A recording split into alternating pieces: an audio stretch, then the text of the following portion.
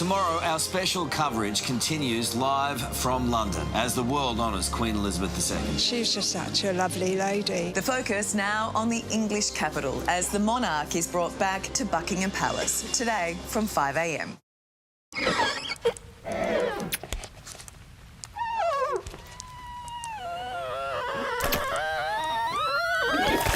The weather brought to you by HEL&P.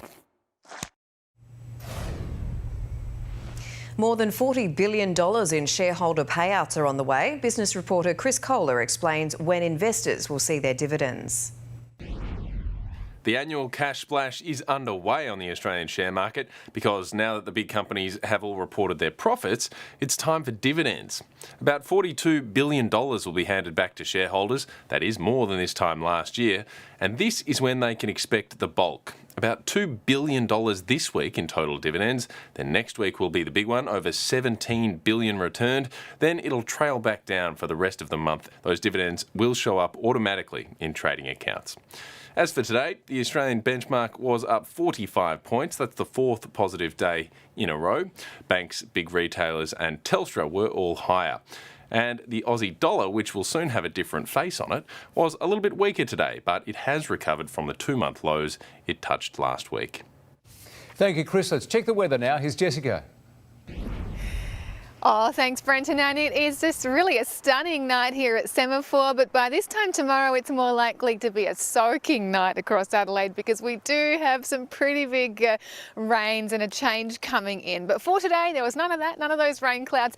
We saw beautiful spring warmth and that top of 20 degrees in the city. Right now it's still sitting around 18 degrees. So across the suburbs, lots of that lovely spring warmth as temperatures rose up into the 20s with 21 degrees at Glenelg and Elizabeth. Just a touch on the breezy side, but really nothing major there. We really see that lift with the temperatures when we look to the north and the west. We had 27 degrees at Ceduna and Broken Hill.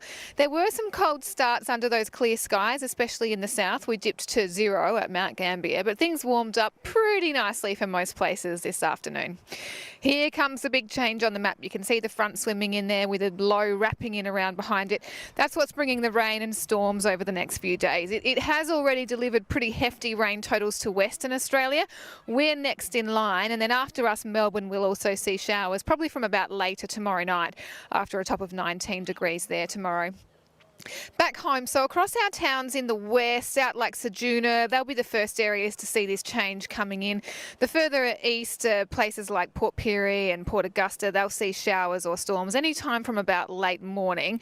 In terms of totals, we're looking at anything from about 8 to 10 to 15 millimetres through from Kingscote through to Victor Harbour and Murray Bridge, with some possible heavier localised falls, especially if we get those storms firing up.